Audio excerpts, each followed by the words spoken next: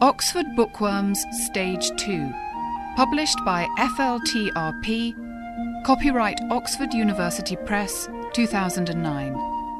书虫牛津英汉双语读物第2集，法兰克福的耳环。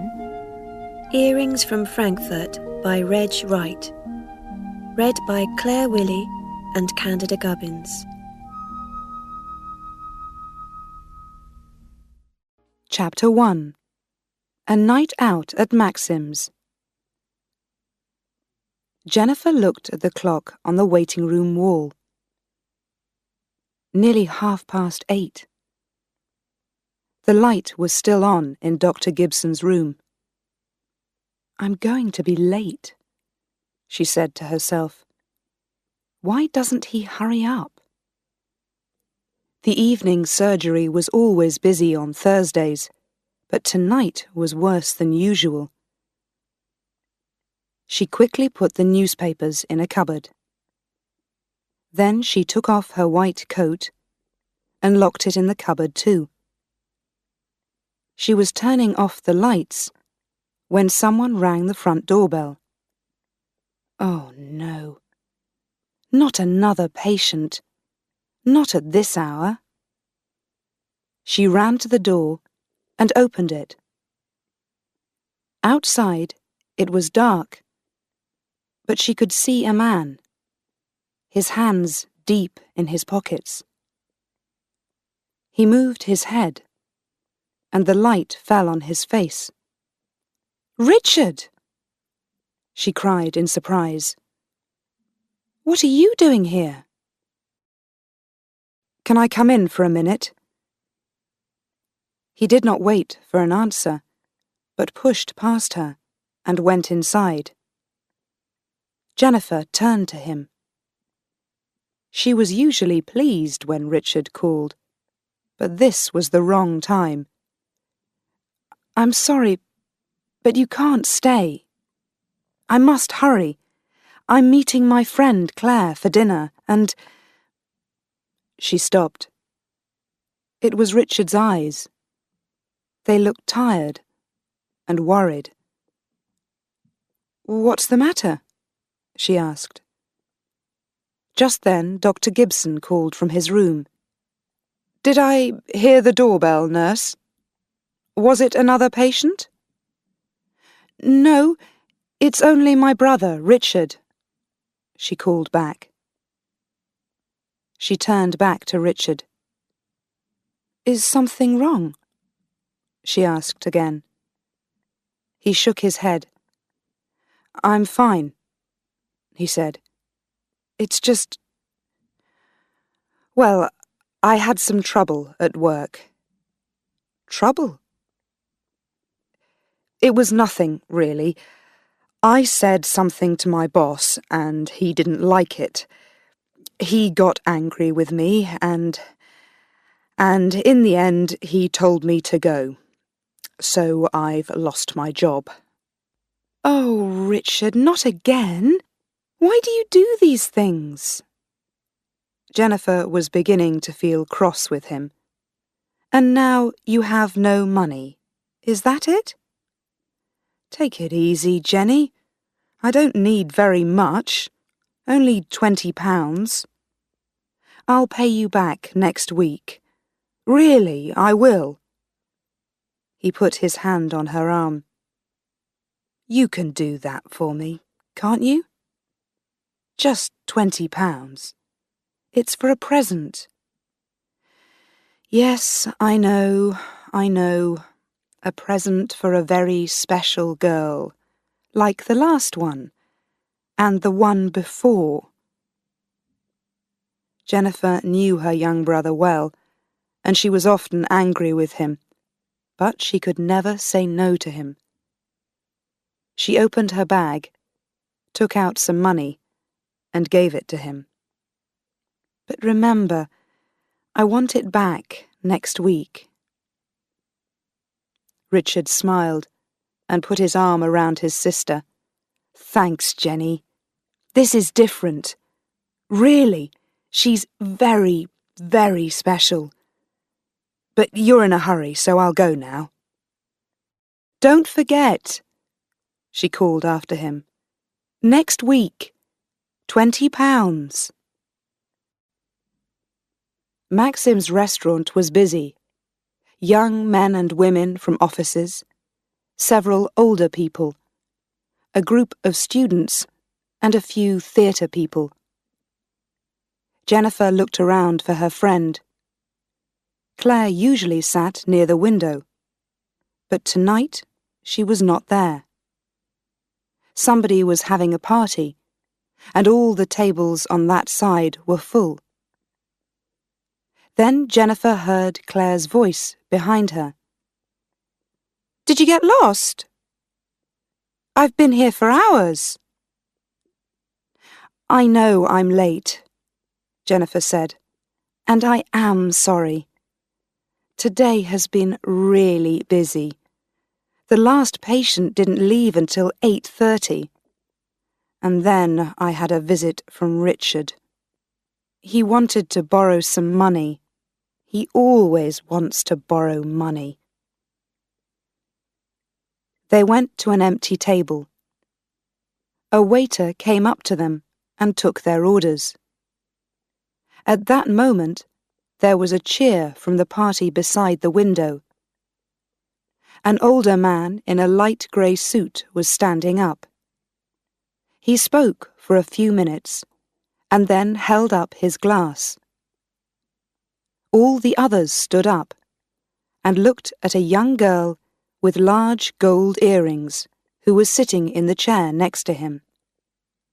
Everyone was laughing, and then they began to sing "Happy Birthday to You." They were all looking at the girl, but she herself just sat there without a smile on her face.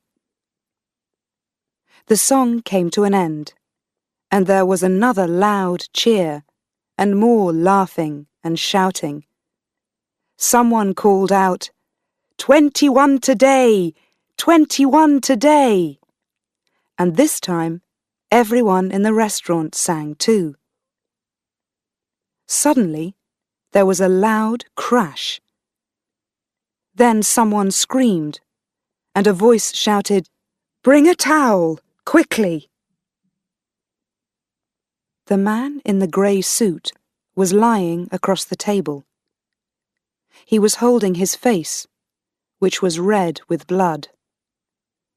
On the table there was broken glass. Someone said in a loud voice, "What happened? Did he fall?" Several people were speaking at the same time. "It's his heart, you know. Joe's been in and out of hospital for years. His head hit those glasses." The man was still lying across the table. Jennifer jumped up, and both she and Claire ran over to him. "We're nurses," said Jennifer. "Can we help?" There was a cut on the side of the man's face. It was deep, and he was losing a lot of blood. A waiter ran up with a towel. Jennifer took it and held it to the cut. The man's mouth was open, and he was making strange noises. "He needs a doctor. We'll have to get him to hospital," Jennifer said. She turned to Claire. "You came here in your car, didn't you?" "Yes. Come on. We'll take him," Claire replied.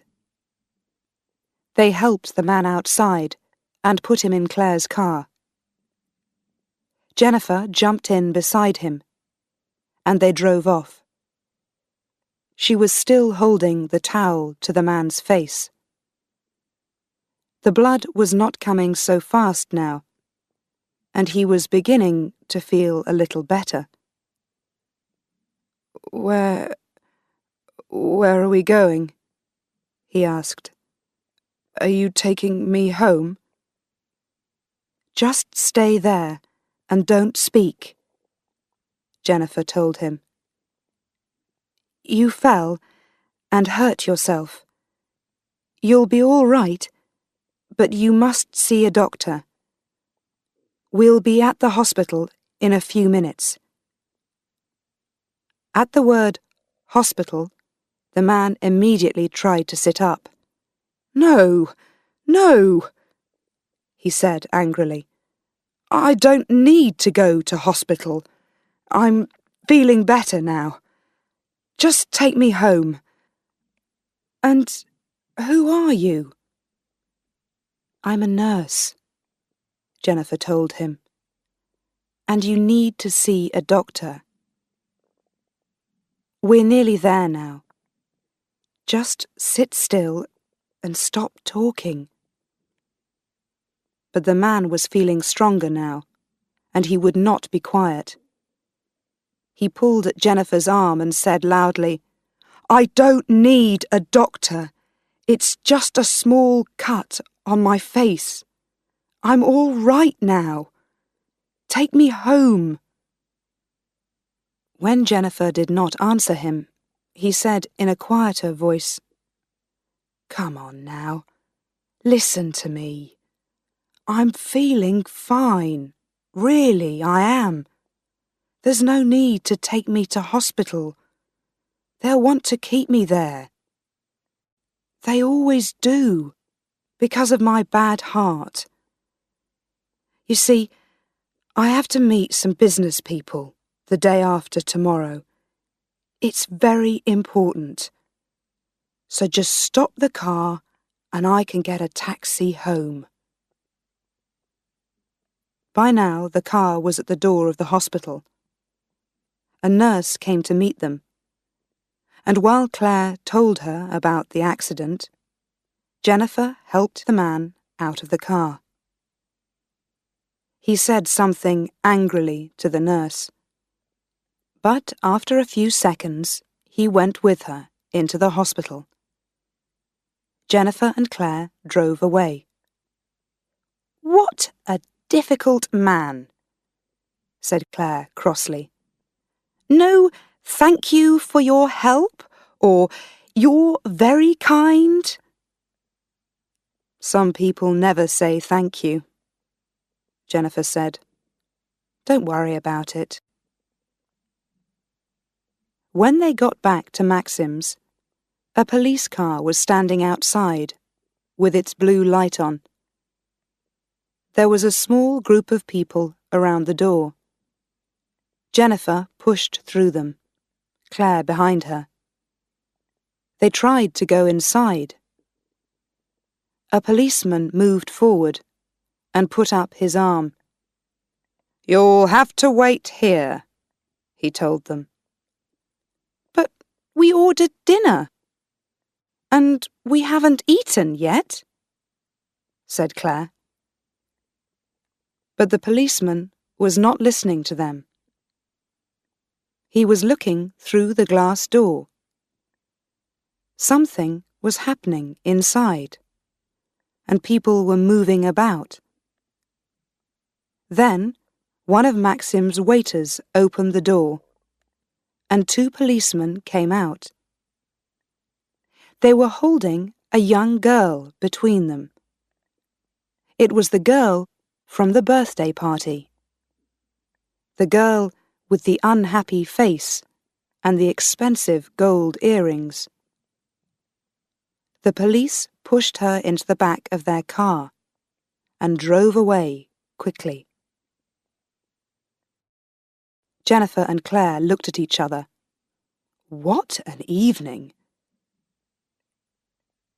They waited 2 or 3 minutes, but the restaurant door was closed now, and the policeman was standing in front of it again. Neither of them felt hungry anymore. They walked slowly towards the car. Claire was the first to speak. Come on, Jenny. Let's enjoy ourselves. We're having a night out. Jennifer did not speak. Claire went on. Do you remember Maxim's little song on TV? She began to sing. Come where the music's wonderful, come where the food is fine. Let's all meet at Maxim's, we'll have a wonderful time. She stopped. Jennifer was not pleased. All this is not really my idea of a wonderful time, she said.